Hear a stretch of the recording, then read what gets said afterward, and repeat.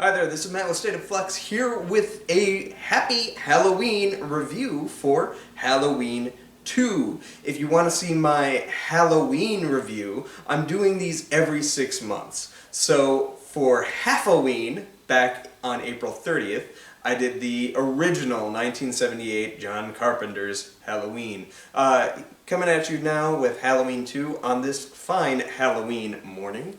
And this is a film that's much beloved in the Halloween franchise, but I think is almost equally as kind of reviled for some of its creative decisions. Now, the Halloween franchise, as the latest movie will attest, is not afraid of straying from those unconventional decisions. This one, I think, has landed better over time just because my age, my generation grew up with the VHS, and this is the story of Laurie Strode. I'm not a big fan of Halloween 2. I never was. I kind of land where the critics did on this one, which I think it's a vastly inferior film, made inferior, weirdly enough, by the original director. He is not credited director for this film, however, he is the credited writer, producer, and he did some uncredited directorial stuff. The director of this film, I want to say his name is Rick Rosenthal. I might have the name wrong. I apologize if it's wrong. He wanted to make a film that was a little closer in tone to that first Halloween film, i.e. kind of like a slow build towards the mayhem that would ensue towards the end. Obviously, it was a sequel, and by design they wanted to make it a bigger conclusion than the previous film, which was a micro-budget. They had a little more working with it for this one, as this was a Universal picture. John Carpenter kind of stepped in and he wanted to ramp up the violence, he wanted to ramp up the gore, and he wanted to ramp up the frenetic energy of the film to match that of its contemporary films that were coming out around the same time, such as Friday the 13th 1, 2, and Prom Night. Also had that like sort of kind of hyper energy, lots of blood, lots of gore. So he wanted to make a film that would compete with that. The John Carpenter of it all is what sinks Halloween 2 for me. I'm not on board with a lot of the creative decisions made. Relegating Jamie Lee Curtis to sort of the sidelines. She was your like front and center character in that first movie, and she has like less than a half hour's screen time in this one. Now that's fine. If you can't figure out what to do with her, I don't understand why you necessarily need to include her. And you could clearly tell on the screenwriting process, he didn't know what to do with Laurie Strode. Her story was kind of wrapped up with that first film. This movie would have worked better having just have Sam Loomis drive the film, as he does much of it anyway. The stuff with Laurie seems really shoehorned in, especially since it lifts directly the surprise of Empire Strikes Back, of the I am your father moment, this is I am your brother moment. You discover that Laurie is the sister of Michael Myers, which is something that, if you watch the first film, it couldn't possibly be true, but suddenly is. These revelations that happen in these films post-Star Wars oftentimes don't really work in context because there was nothing there to set it up.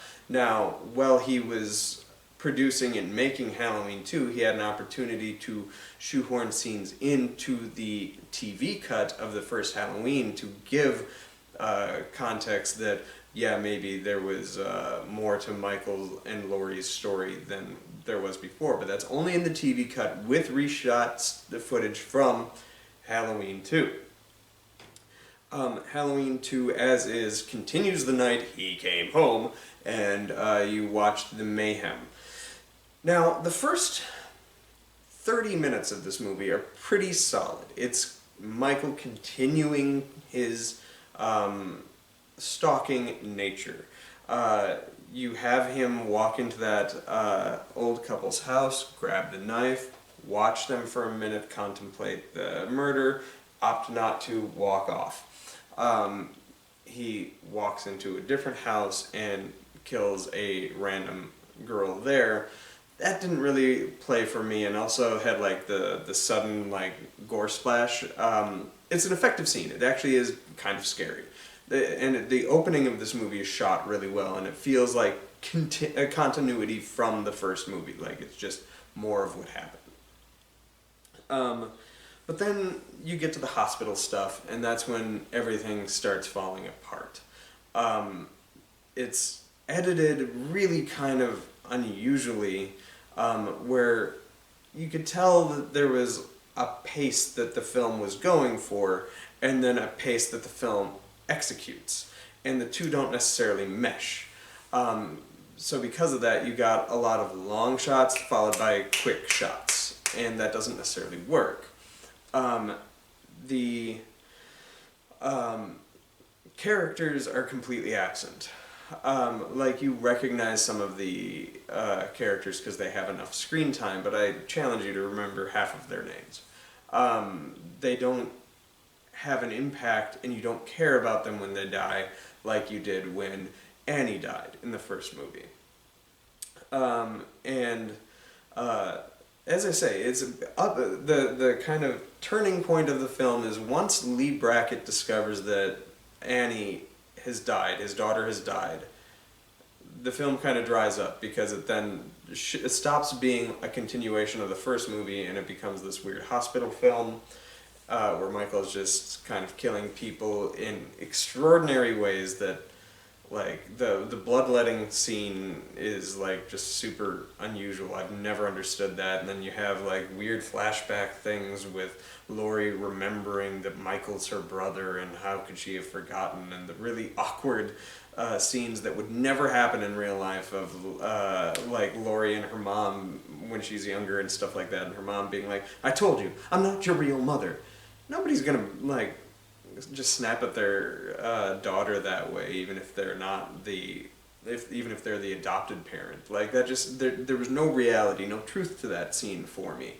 And all the flashbacks seem incredibly shoehorned in. The whole sister side plot just flat out does not work, for me anyway. And that's one of the things that sinks this film. It gives a reason to a character that by design had no reason.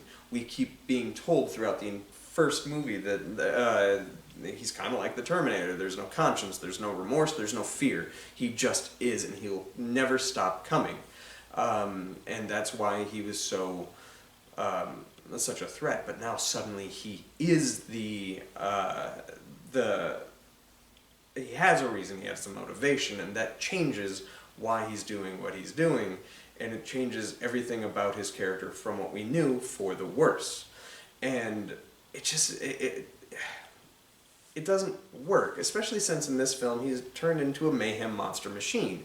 This will get worse throughout the franchise, but he's just constantly killing people after that first 25 minutes. Once he gets into the hospital, it's just every person he encounters essentially is somebody that he kills. And you don't have that stalker nature of who Michael was in that first movie. He only killed 3 people on screen besides his sister in the opening and that guy that was killed off screen to get the car. 3 people.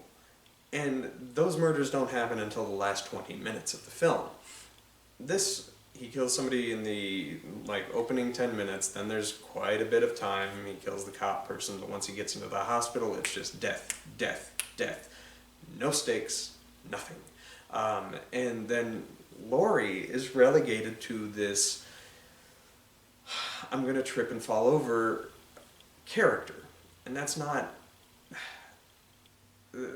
been good. It's a constant ever since Faye raided in like King Kong. But it's a constant refrain throughout these slasher films and horror films in general that is unfortunate, but it's made more unfortunate by having the character do it is the character that fought so desperately back at Michael over the last 10 minutes of the previous film. the worst scene is when she's crawling out of the car and she's just like trying to crawl to the house or to the hospital, and she's like, help me, and then finally belts out the help me after the doors close behind Loomis. I don't know. Doesn't really work for me. Sam Loomis, Donald Pleasance is really good in the film. This film amps up, as I said, the gore, the, as Randy would call it in Scream, carnage candy. It's definitely present in this film, so if that's what you're going for, then I understand why you like Halloween 2 probably better than the first Halloween. It's just not necessarily my thing because it doesn't seem true to character for Michael, as presented in the first film. This would become Michael's truth moving forward from this film on pretty much forever. And that's something that I just couldn't really sit with or abide by, and I point to this film and I have to say that this is the film at fault for shifting Michael from the Shape to the Mayhem Machine. I mentioned before that the biggest issue was the John Carpenter of it all. And I take so much issue with it because if you listen to him in interviews, he shit talks this movie like none other.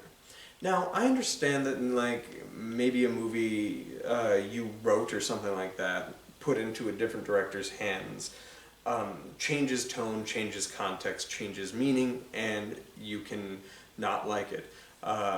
Joss Whedon very famously hates Alien Resurrection, a screenplay that he wrote, because the director, without really changing much of the way the film was written, completely didn't understand the tone or how to execute the screenplay as it was. If you read the screenplay, just read it through, it feels very much like an extension of like Firefly or Serenity.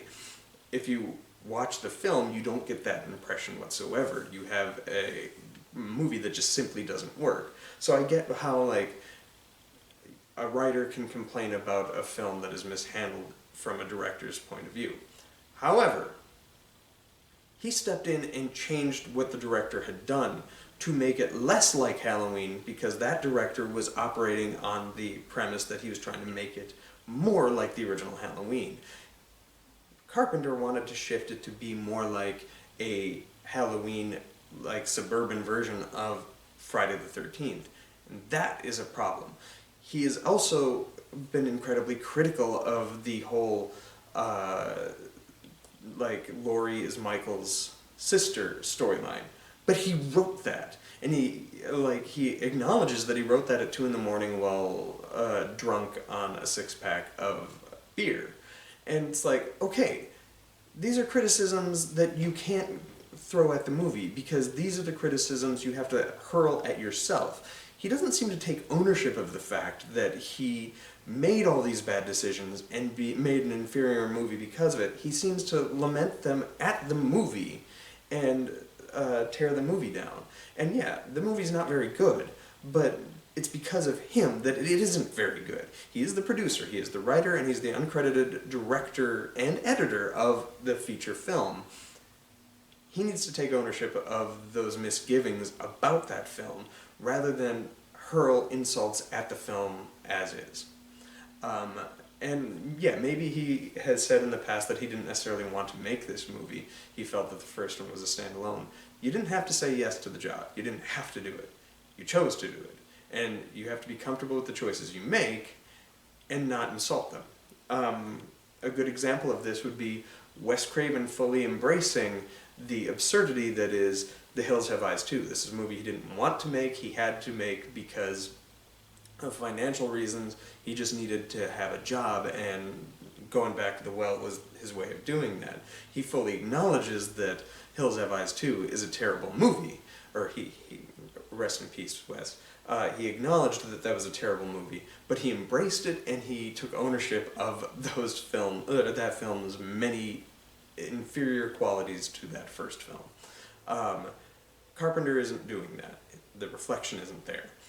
This is a not great movie. I have a warmth for it, if only because it ties into a much better Halloween movie later on down the line. So I give it a 1.5 star. This is a 1.5 star movie. Definitely inferior. It feels overlong, even though it's 90 minutes, like heavens. But it does nothing to further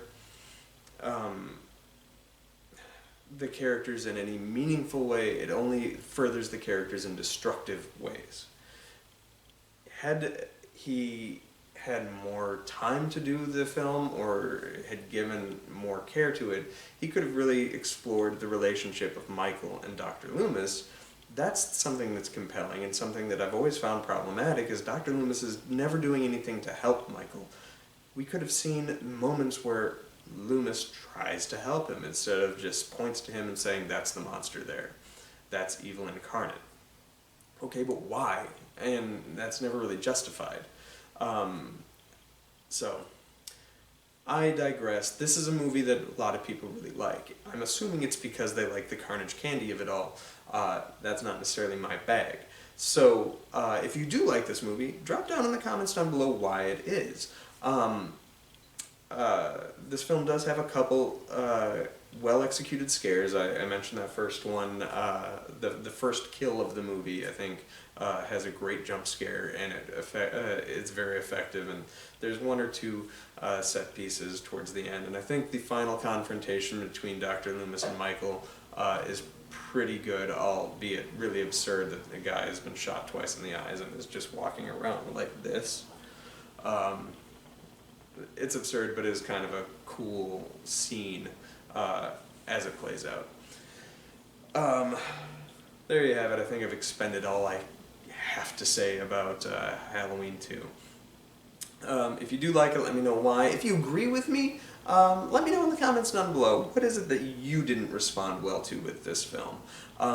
And we'll be back for April 30th for the next Halloween with Halloween 3, Season of the Witch. This is one that I have not seen in 20 years, and since I have not seen it in that time, it has become like a weird cult classic that is absolutely beloved. So I'm curious to come back to it and see if my opinions on that film stay the same or have shifted over time.